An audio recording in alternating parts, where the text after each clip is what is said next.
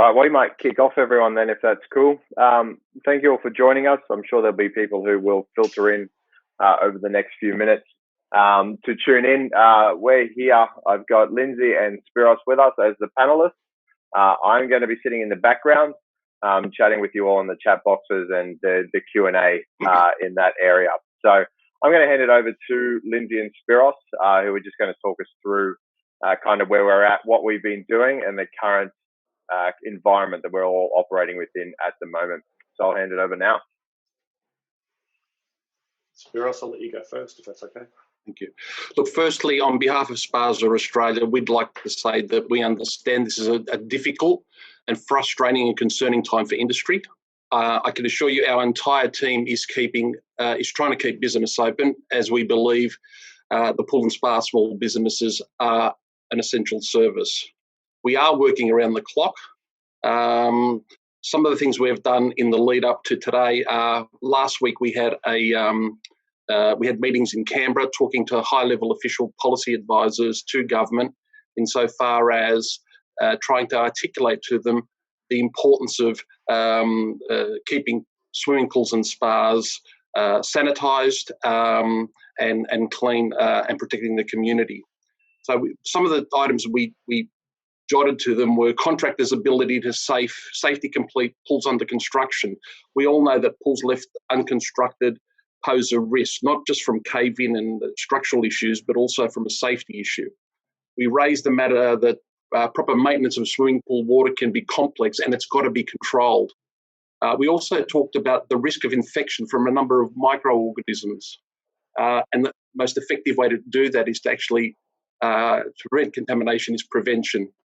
Our primary responsibility as an association and our goal is to provide healthy swimming pool environments to over 1.5 million people in Australia.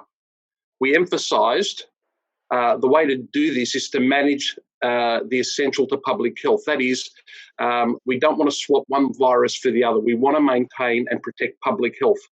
The importance of having qualified people undertaking pool and spa construction and in particular service. And with more people staying home, now's a more important time to keep these pools safe, because with lockdowns in place, people are going to be, if you like, constrained from moving around and tend to spend more time at home.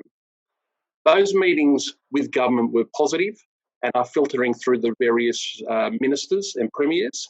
But obviously, every industry is at threat, and we are working even up to this, before this webinar, getting emails and letters and making calls to the relevant government ministers and premiers.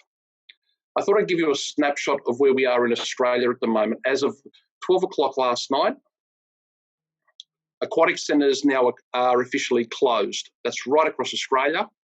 If you're auctioning, open houses no longer allowed. Obviously, salons and the like are closed. Hairdressers can continue. This 30-minute thing that we keep seeing on the television now has been scrapped. Play centres are no longer allowed. Weddings restricted to 5, funerals 10. Gatherings in large numbers at home, whilst they've not put a number on it, they're suggesting more than 10 is unacceptable. Schools are starting to shut down systematically now with open learning through webinars and a whole distance learning process. Australians, travel outside Australia is banned. Pubs, clubs and licensing accommodation places of worship, indoor gyms, etc. are now closed. Only essential services can continue. In New Zealand, sorry, just back on there is nothing so far in relation to swimming pools in residential backyards. So there is nothing specific. The closures are relevant to aquatic centres and commercial public pools. In New Zealand at the moment, last night we moved into stage 4. This is the highest level that New Zealand have. That's a complete shutdown. We understand that lockdowns include swimming pool servicing, although we've not received confirmation of this. We're continuing to write to people this morning. We're keeping our website updated in relation to where we are in terms of where the government decides whether or not swimming pools and spa servicing is included. You need to stay tuned for that, and I'd ask you to keep visiting our website to see how that progresses. We note that the USA, their Homeland Security, have issued an advisory document that actually refers to swimming pools and spa service as an essential service. Lindsay and I this morning have written to every minister in Australia, every premier, and of course the Prime Minister, outlining the fact that whilst we understand this is Australia and we've not heard anything in relation to residential swimming pools, we courteously ask them to look at what Homeland Security in America are doing as a form of one more guidance for them to base their decision on. SPASA has been lobbying since the outbreak occurred. Rather than wait for things to progress, our advocacy efforts have really been stepped up for now the best part of almost a month. As I say, we've gone to Canberra, we've reached out to larger connected stakeholders, as well as we're leveraging industry contacts, and we're asking them to leverage on their relationships. This is an important process because all of us are interconnected, and I'll talk about how you can help in a little while. As I said earlier, we've, with the assistance of our sister organisations, SPASA Victoria and SPASA WA, who've also assisted us in lobbying. They have also sent letters to the relevant state-based organisations addressing the essential service claim that our industry is standing behind.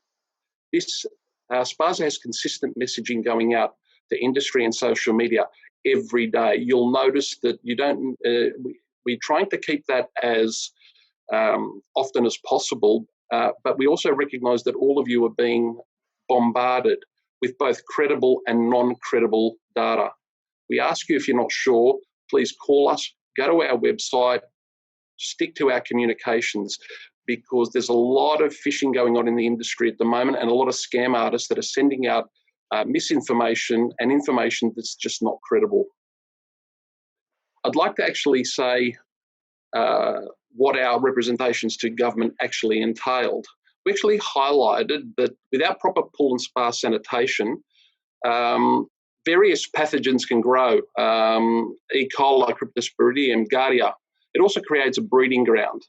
And by maintaining proper pool and spa service in accordance with standards, pool and spa technicians in particular provide an essential service.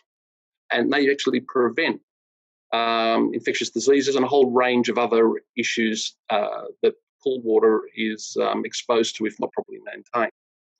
In addition to that, we have a whole range of swimming pools that have pool barrier issues. Some states in Australia have a legal requirement to keep their barriers updated to the latest regulations and standards, and some of them require certification. So there's a risk to this not going on. And obviously pool installation, and this covers renovation and building. This poses a significant public risk because these are excavations, and obviously proper temporary fencing needs to be in place at all times to prevent unauthorised access. But long-term structural damage, popping of pools, cave-ins, and a whole range of issues can occur where there's not ongoing qualified site supervision. So we think all these things that we've outlined are an essential service. We have been busy in the background. For many of you, you might like to pop onto your computers as I'm speaking and log onto the SPASA Australia website. We are sending out emails. This is the first of a series of webinars to address updates as and when they occur. Social media messaging, you're starting to see that.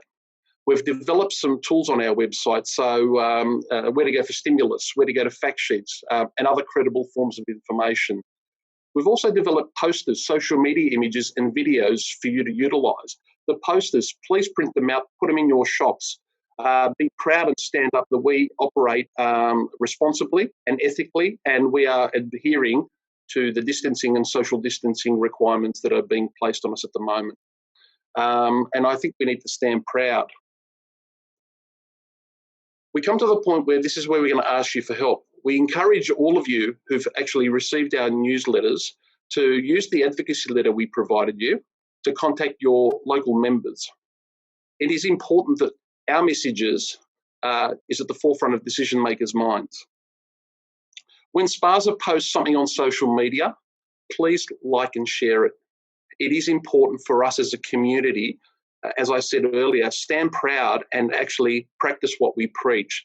We're all in this together and we're all going to stay safe. And the people we deal with, we are mindful of, and we can work with them in a contactless way. Use the tools, whether they're your own or whether they're SPASA's, use them on social media. Go about your business and try and let people understand that we understand why they're concerned and what we're doing about it. Signage and perception of what we do is key. Practice good hygiene. This is critical. What we don't want to see is someone catching coronavirus using one of our member services, because it will have a domino effect to industry, and it's something that we should do everything to avoid. One of the things I'd also like to say is that as we are fighting to keep this industry open for business, admittedly there will be impacts, but we are open for business. And while we keep advocating for business, we need to be respectful that there are other industries out there and other people that have actually been closed down. So be mindful of the language we use when we're promoting our industry. Be careful that whilst we are still operating, others have been shut down. From where we stand today in Australia, we are open for business. And I ask, I might hand you over now to Lindsay, who's our CEO, to make a final address before we start taking questions from participants. Lindsay, over to you. Thanks, Spiros. I suppose the key points we've been getting across, especially in the last 3 days, is we wanted to make sure that we've built our policy up from the ground up. And so SPASA already has that process where we listen to our members. We've got our advisory groups in each region and also across key sectors of the industry, and then we run that past the board. This became very apparent that we were going to be at risk late last week. We were in Canberra last week lobbying to be an essential service almost immediately as the term came out. This is an ever-changing landscape. We do rely on the positive and constructive criticism from our members to make sure that we are doing the right thing. We want to make sure that there's 3 key messages that we're getting across to government at the moment. That 1, we are an essential service. Even in New Zealand at the moment, where the entire country is in a complete lockdown, at some point essential services will have to come back on. So we will continue to lobby, whether we get the allocation or not, that we are an essential service. The most important thing with that is not get put on the non-essential list. That's actually vital for our industry. So we're lobbying very hard internally for all of our members and all of the participants across the industry is to do the right thing, maintain social distancing. We can keep our businesses open, we can keep doing our service, but it's so important at the moment to make sure that we have, we are keeping our social distancing, we are making sure the government requirements are being met. New South Wales at the moment is the most policed state as far as adhering to those rules, and we're already getting feedback. And the last thing we want is our entire industry shut down because someone's putting 2 people in a van or not maintaining best practices. If you have best practices, if you're doing things in store, please on our Facebook page or on our Ask Us email, send us the pictures. We'd love to share that with the group. Being essential is also making sure that we're about safety, and Spiros has already talked about safety, and we're lobbying the government very heavily around the safety component of our industry, not just around the water chemistry, but around all the other things that our industry does. So, well, again, just those 3 points. We are essential. It's around safety in the community, and we're respectful of businesses and we're respectful of the government guidelines, especially around social distancing. And our industry can be contact-free servicing. We can deliver our services without breaching those codes with the public. So keep off the essential list, do the right thing, come together. We've seen immense community support for what we've been doing and what the industry is doing as a whole. We've had webinars, at least with different groups within the industry, almost constantly for the last 3 days. We're seeing, competing franchise groups all teaming up and sharing information, and we're passing it on to independents. We're seeing key builder groups sharing information, key suppliers are teaming up together to see what resources they have. So everyone has put the commercial components aside, and we've all been focusing on growing the industry together or saving the industry together.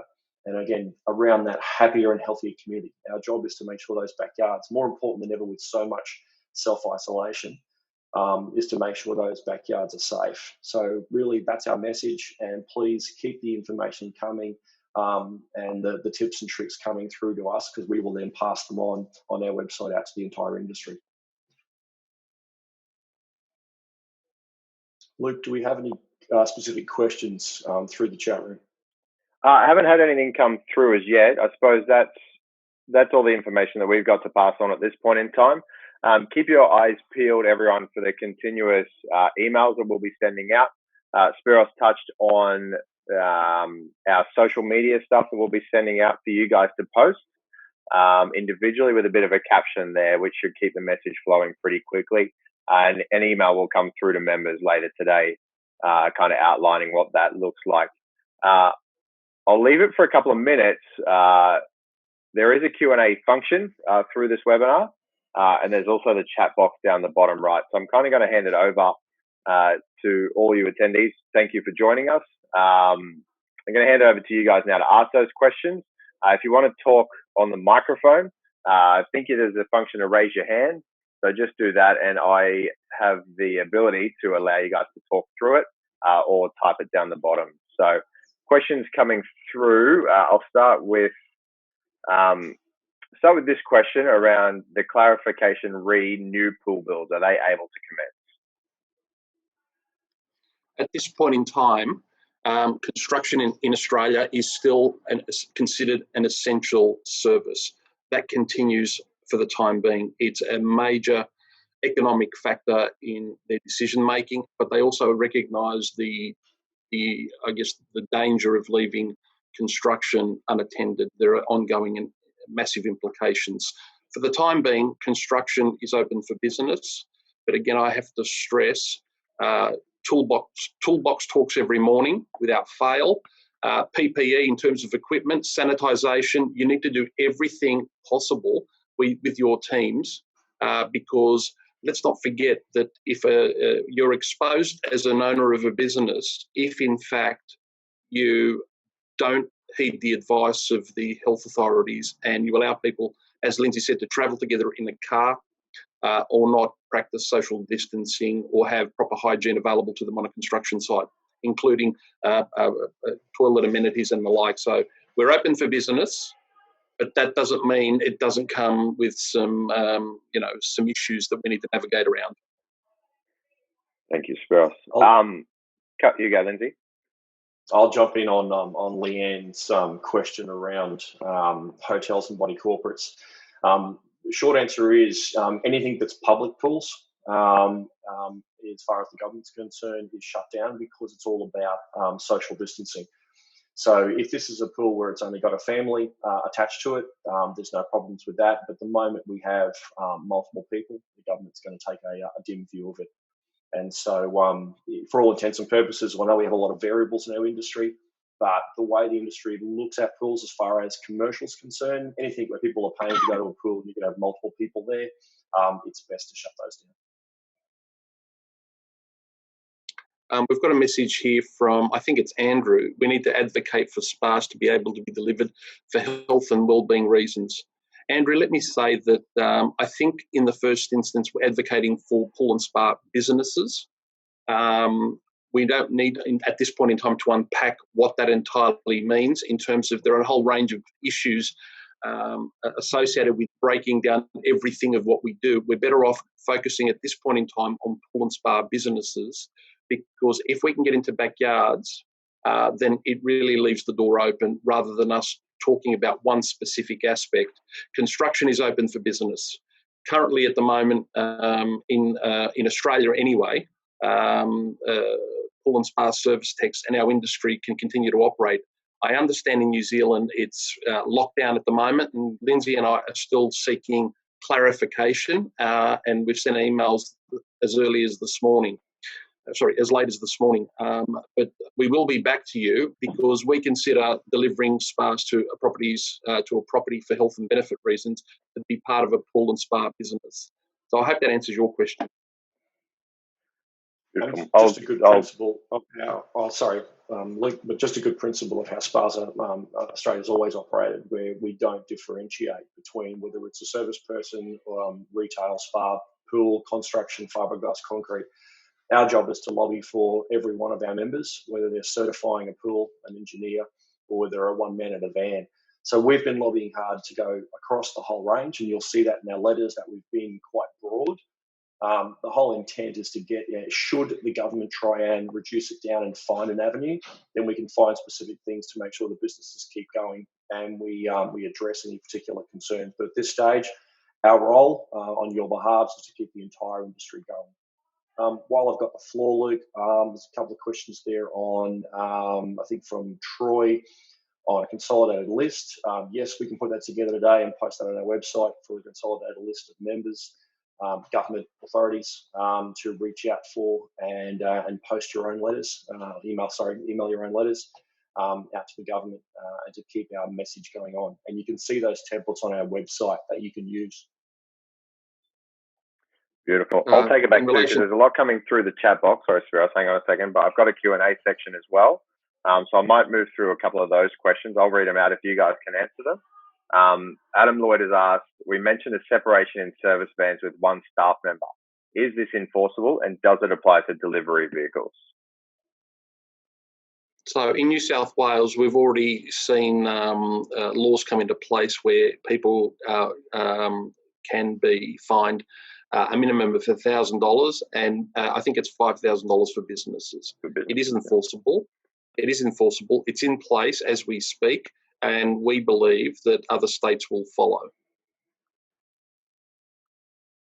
Beautiful. Next question. It's more of a statement, I think, than anything else, but it's hard to provide PPE when we can't buy sanitizer anywhere. Running water for hand washing is not always available on new builds. So that's more of a statement. Hard to have an answer to that one. So we might move on to the next one.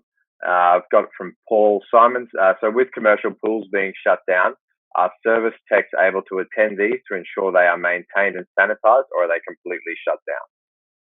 So there's nothing to prevent pool and spa service techs for going and maintaining a pool. The shutdown of aquatic centres is predominantly for use, that is public use. So they're trying to minimise contact of people using these facilities. We agree with a number of the comments, and it's essential for us to keep these pools and spas maintained. Body corporates in particular have a legal obligation to maintain this. Aquatic centres will continue to maintain this because they're going to be looking to open up their doors as soon as possible. We'd encourage you guys to still keep communicating and trying to service these swimming pools because servicing all of them is still okay. It's just patronage of people that's the issue with it currently. Thank you. This one's a bit hard to answer given the fluidity of the situation. But Peter Fenley asks, will servicing continue even if there is a lockdown on retail? That depends on, I suppose, the interaction with government. That's why we've been reaching out to, basically anyone with an email that ends in .gov.au or .co.nz, is we want to make sure that should our industry come under fire, or should there be a lockdown at the severity we have in New Zealand, that we can at least pare back the option. Obviously, being able to make sure that our construction sites are safe and our ability to service, to make sure pools don't go green, we don't want to swap one virus to another, is definitely a priority. But at this stage, we're lobbying for the whole industry to stay open because if we don't have suppliers open, we don't have chemistry going into the vans. We don't have pumps or construction or temporary fencing going to our construction sites. So at this stage, we're remaining wide, but we're trying to get the interaction with the relevant government, whether that's the authority of the Ministry of Employment in New Zealand, or whether it's a state health government body in South Australia. If we have to pare things back, then we've got the materials from all of you, and that we've prepared to have those arguments. But at this stage, let's keep as wide as possible to keep as many people in jobs. So exploring the big picture there. I'll take the next question. I think Chris Atkinson's asked, maybe SPASA can initiate a campaign of no customer contact school servicing. Is there something we are working on it is something that we're working on to present to our customer base. Promotional material could be produced. And I'll answer that one. We kind of touched on it before, and it's also that email that's going to be coming out later today. The message there is effectively that. So that will be a big campaign that you'll see go far and wide. I suppose the ultimate, if you like to speak in kind of social speak, because that's a great way to get messaging out there. The primary hashtag will be hashtag one pool at a time, and there'll be a number of other key messaging through hashtags that we can use as a campaign collectively as an industry to get out there into the marketplace. I'll jump into this one as well. Lindsay and Spiros, I'll throw to you for this one.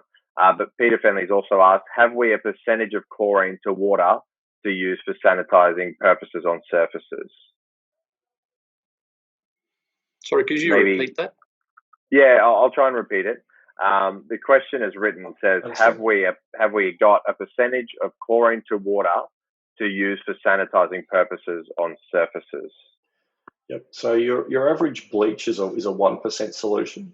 So you're looking at any of your standard bleach MSDSs will provide you with that.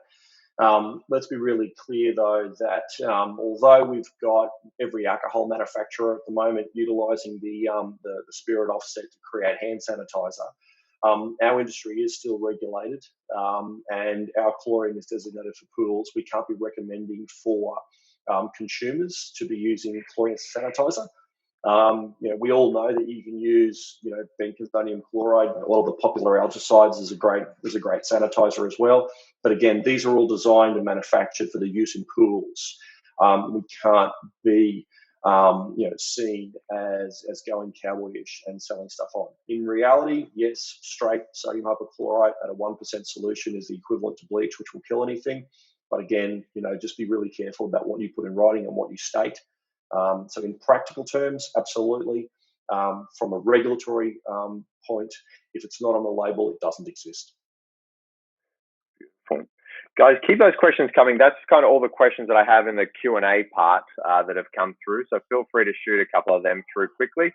If not, we'll wrap up shortly. I just wanted to echo Leanne Patterson and Stephen Humphreys have basically commented the same thing in the chat box.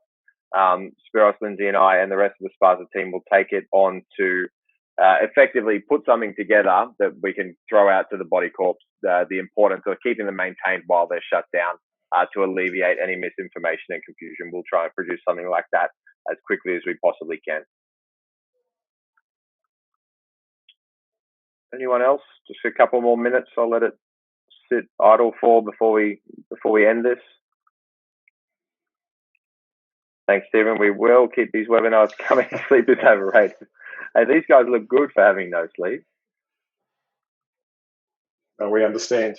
So we'll run these regularly, and based on the feedback, there is a place on our website where you can provide us feedback. Most of you all have our personal email addresses. We don't hide them, so they're all available. Reach out to any SPASA employee, whether it's we're all working. A lot of us are working from home. I know my family and I, we've been self-isolated. We try and keep Luke isolated as much as possible anyway. So whatever we can do to help, that's what we're here for. This is our role. Our role is to support all of you. Our members are our life. So please keep the information coming, and hopefully we can all talk soon. Well, thank you, everyone. Thank you, guys. I'll wrap it up there. Reach out if there's any content we can provide.